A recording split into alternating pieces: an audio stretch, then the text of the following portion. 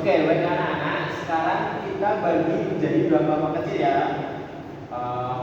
Untuk itu, mari sekarang kalian berkumpul menjadi dua kelompok kecil. Oke? Oke, silahkan kelompok satu berkumpul di sini dan kelompok dua berkumpul di sini. Oke.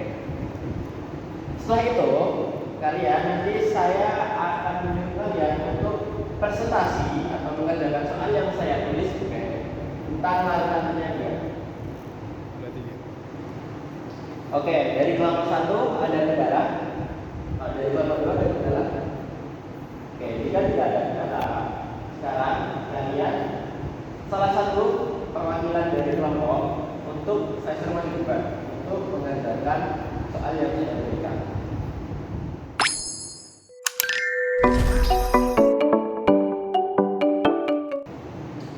Oke anak-anak, baik. Tadi kelompok 1 dan kelompok 2 sudah maju ke depan. Dan di sini pertanyaannya adalah berdasarkan larutan tersebut dalam tabel, mana dari kelima larutan tersebut yang termasuk larutan buffer. Dan di sini kelompok 1 menjawab larutan ketiga dan kelompok 2 menjawab larutan keempat. Oke, mari kita telah bersama-sama.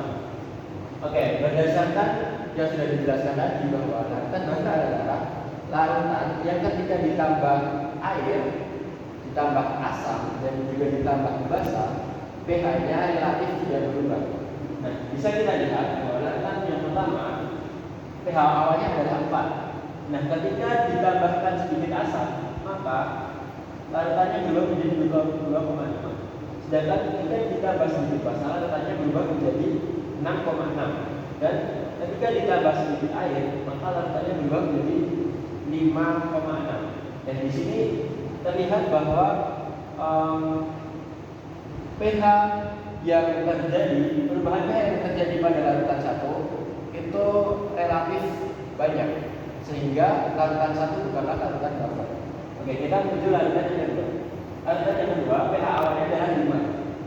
Kemudian ketika ditambah sedikit asam, pH-nya menjadi 3,9. Dan ketika ditambah sedikit basa, pH-nya menjadi 6,1. Dan ketika ditambah sedikit air, pH-nya menjadi 5,9. Nah, dari data yang kita dapatkan bahwa terjadi banyak perubahan pH dalam larutan kedua. Maka larutan kedua ini bukanlah termasuk buffer. Oke, masuk ke dalam larutan yang ketiga. Larutan ketiga, pH awalnya adalah 7. Dan ketika ditambah sedikit asam, pH-nya menjadi 4,5. Dan ketika ditambah sedikit basa, pH-nya menjadi 10. Dan ketika ditambah sedikit air, pH-nya menjadi 6,5.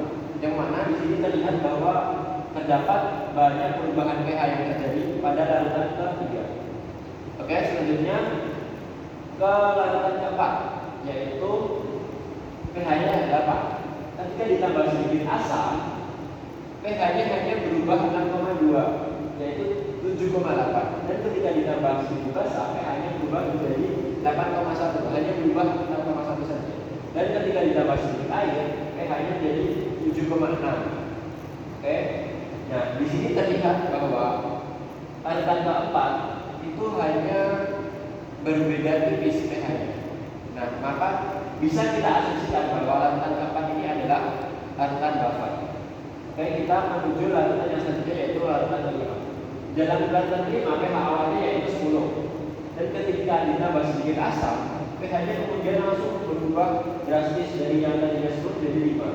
Kemudian ketika ditambah sedikit basa, pH-nya menjadi 12. Dan ketika ditambah sedikit air, pH-nya menjadi 8,5. Dan di sini sudah terlihat bahwa larutan buffer yang memiliki perubahan pH yang sedikit ketika ditambah asam, ketika ditambah basa, dan juga ketika ditambah air, dapat dilihat dari data yang larutan keempat. Nah, maka larutan buffer yang benar di sini adalah yang larutan keempat. Jawaban yang benar adalah bukan dari kelompok 1 tetapi dari kelompok 2. Begitu. Terima kasih. Oke, jadi begitu anak-anak. Sekian dari kami. Presentasi dari kelompok 8. Kurang lebihnya mohon maaf. Wassalamualaikum warahmatullahi wabarakatuh.